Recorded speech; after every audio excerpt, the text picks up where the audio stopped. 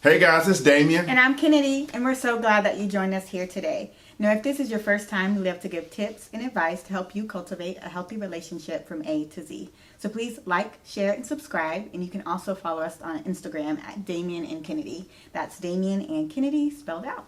So today we're going to do a video on some of the qualities that we saw in each other to help us say yes to courtship and even marriage. And so I think Kenady's going to start us off. Yes, you will. New to me.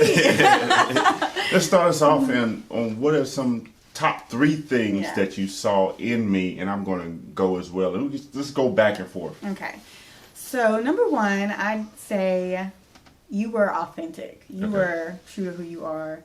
You were not ashamed of your passion for God. You were like, this is who I am. I'm not changing for nobody. You didn't change face. Sometimes we can kind of put on a show. You were the same person wherever you were. And you were just, you weren't ashamed of who you were, your personality, just your passion for God. And so like seeing someone who is authentic and not trying to kind of change face or anything like that. You were just secure in who you were. So that was So what I heard you say was that my face was the same in different places. And I think this is very important, not just for males, but for females. Who are you in church? Who are you at work? Who are you in the grocery store? So many times we have hypocritical personalities that we are one thing in one place, and then in another place, we are a totally different person. And so this was an intentional thing I was doing, that I wanted to be my authentic self everywhere. And so that's a goal for you. Now for me, I think number 1 thing was your awareness. So I remember inviting you to my brother's grand opening in Smyrna. And this is like the first official meeting the family out in public. Yeah, it was crazy. Okay, this is the first time I ever did this too. And so she was meeting my dad for the first time, my mom for the first time. Was that my mom too? Yeah, the first time? Yeah, so you was meeting everybody there, David and everything. And so Kenady comes and she gives me a chocolate chip cookie, and it was just like, oh my gosh. I did? Yeah, you did. Yeah, you gave me a cheesy 2018. So yeah, you gave me a gift, and we got into his building, and you did something amazing. You was so aware, and when I said that, like, Kenady did not bring out her phone one time, and that was huge to me. That she was so aware but engaged with my family, and she wanted to remember my niece's name. Is your name Abia? Is your name Ariana? And then is this Jonathan and Benjamin? And so she was playing with the kids and holding the kids and wanted to meet everybody and was so aware. And that's one of the things I was like, oh my goodness, I haven't seen this, in the different people I was related to. And one of the things I did before Kenady and I got together was was going on her Facebook and Instagram and seeing how many selfies she took. Now, I don't believe that selfies are bad, but I do think that it can open the door to a narcissistic spirit, where you're just looking at yourself all the time, looking at your makeup, looking at your clothes, if you're a man, looking at your build, whatever. But just looking at yourself so much that you forget about everybody around you. And so when I was looking at Kenady's pages, I saw people in around her, like friends around her.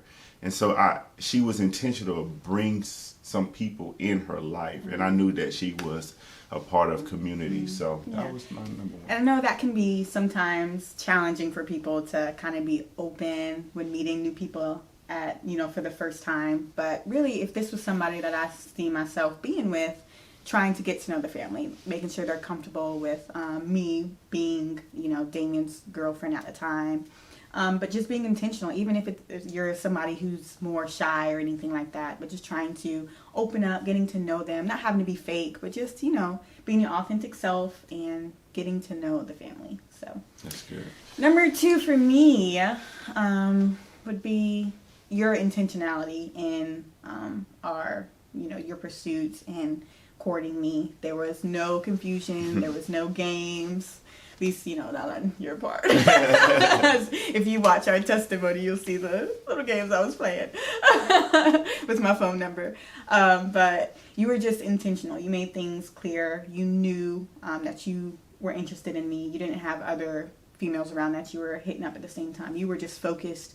It wasn't like a creepy way, like, oh my gosh, this guy won't leave me alone. But you were just intentional. There was no, you weren't double-minded. You knew what you wanted. In me, and even in where you were going, you knew where you were headed, and you weren't kind of switching, double-mindedness or anything like that. You knew where you were going. Even if you weren't there at that moment, you knew where you were called to go, where you were headed. And so that gave me security. Like, man, he's really intentional, and I know he has his head on strong. So that was something that, really stood out to me and gave me peace. So one of the things, or a couple of things I heard you say was that I was intentional, had this confidence of where I was going, and this vision, right? And so I think that's very important, and that was intentional on my part, where before I got in a relationship, I wanted to spend time with God to know my vision, so when the helpmate came, she has something to help me with.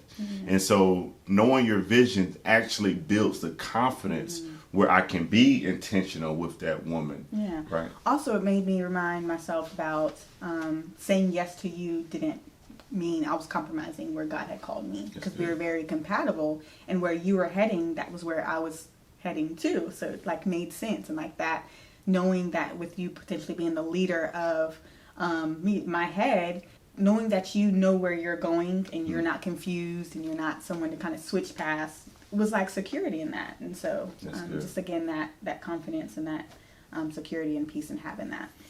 So number 2 for me was your kindness. And you were very kind. There's a story in the Bible where Samuel is tasked to find the next king, and he goes to Jesse's house and he sees this fine young man standing in line, and Samuel says to God, I know this is the man or the next king of Israel. And God told him, he says, while man looks at the outer appearance, God looks at the heart. And so with Kenady, I saw that her heart was kind. She wasn't this person who was out here acting foolish. Her mouth was not filled with just a lot of bad words, curse words. Yeah. I saw her outside of church and inside of church for 3 to 4 years, and I saw the same person, that her heart was so kind, and with that kindness came joy. She was planted in a joy that the world didn't give and the world couldn't take away. And so those are the 2 things in this second point that I saw in you, that I was like, man, I know that she's not going to be dogging me or tearing me down with her words. Every time I saw Kenady, she was uplifting and very positive. I think that's so good, especially when we start looking for a mate. A lot of times we're attracted on the outward appearance, and that's nothing wrong with that, but we have to look deeper than that. We have to look at the heart, because you might see someone who's fine or beautiful, but their heart is disgusting, their attitude is disgusting, they treat people bad. Beauty fades and looks fade, but the heart and, the characteristics that are precious to God will endure forever. And so I think really important when you are looking for somebody, really to make sure that you're checking the heart and their character and personality wise. So. That's good. So the last one for me was just that you were someone I knew I could trust because of your love for accountability. Like, I've never met anyone who loved accountability like you. Like, why do you have so many accountability people all up in your business? But it was just like you had nothing to hide, and you wanted correction. You sought correction. You were someone who was walking in purity. So I knew that you were somebody I can trust, that you weren't going to be cheating on me on the side or any kind of worries with that in the future. So I'm like, man, this is a man who I can trust because he fears the Lord and he has wise counsel around him. And so it's so important to check who your person is hanging around with, because a lot of times they can put up a front in front of you, but if he's hanging around with guys who are cheating on women and things like that, he's probably doing the same thing or going to fall into that. So really making sure that we check who they hang out with and making sure their people are trustworthy as well too. So. One of the things that, again, was intentional on my part was to bring more godly people in my life and not accept unredeemed advice. That's one of the biggest things, because when you listen to it, it might sound good and you do it, then you feel bad, right? And so I had so many guys in my life, and she knows that I'm on the phone on Mondays with my prayer partner, Justin, and he's my accountability, and he was my best man as well in my wedding.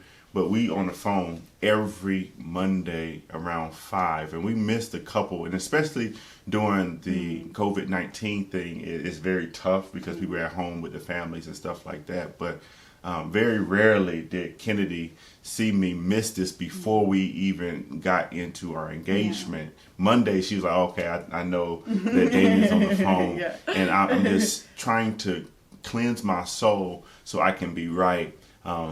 Not just for Kenady, but for God. Because I want to be right for God, to serve him, to do what I need to do and get over these hurdles so I can enter into my promise and my destiny. So, man, that was one of the things that I really, really, really try to tell men and women to do, is to get that accountability in your life.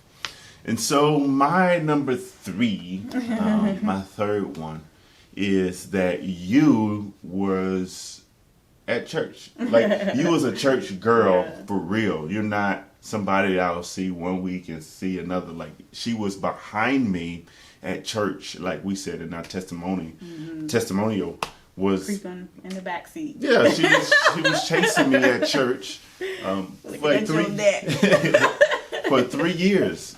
It was like, and when she was not there. And so that was a good thing that I saw with you, that you had this devotion to God that was unrelenting. Like, she was at church, she was serving, and she wanted to serve. Now, in that serving, you can outserve because you don't know what you're doing in the body. And so you can be the Marthas of the world, and you can just serve. But you was trying to be intentional in where you served and stuff like that. And just seeing you in church, seeing you around your community and small groups and service events, I knew that you really had a love for God and a passion and wanted to be as close to him as possible. So that was something that I knew I needed in my life. And I think that's so important, especially when we are called to be in equal relationships or not be unequally yoked. And so a lot of times people can put up a front like, oh, he's a godly man, let me go ahead and pretend like I'm a godly woman, and being in church, and then as soon as y'all break up, you fall off the face of the earth. It's like, no, you need to have your own foundation. You don't want to have to drag anybody to church or drag them in their faith. Someone who's willing to walk this Christian walk with you, because when you're raising kids and raising a family, you don't want to have a divided house or having someone who's not as passionate. So you just wanted someone who is equally yoked in a relationship. I think that's it for this talk. And we don't want to elevate each other or say like, you need to find someone who has these qualities. We're just saying these are just qualities that you might want to look for, or something that you might possess, but just really that you are going deeper in the surface, things that last, things that really matter, not about the looks, not about making this job or making this amount of money or have this job or drive this car, but things that really matter, that when the storms come, that someone who can war with you and who are just on this Christian walk with you. So you might be looking for a sign from heaven or God saying this is your spouse. A lot of times we go through wisdom and peace and just things that make sense. And so yes, sometimes God says like, yes, this is your husband, or have a dream about this. But most of the time it's just peace and wisdom and knowing your purpose and seeking someone who has a similar purpose, and not just so miraculous signs saying like this is your spouse. So going with peace, going with signs that make you feel confident and comfortable and secure in saying yes to that person. Yeah, that's so good. So, yeah, we really want you to think about and have a rational train of thought here on who's going to be with you for the rest of your life, right? To really think about that and look at, like Kennedy said, more of the deeper things where you are looking at characteristics and qualities that's going to take you to your destiny and help you go to your destiny. Really, really think about that as you pray with God and say, okay, God, who do you have for me? And what do you have for me? We thank you so much for joining us this week. Please like, share, and subscribe to our YouTube channel. And also follow us on Instagram at Damien and Kenady. That's Damien and Kenady spelled out. Again, my name is Damien Nash. And I'm Kenady Nash. And we will see you next time.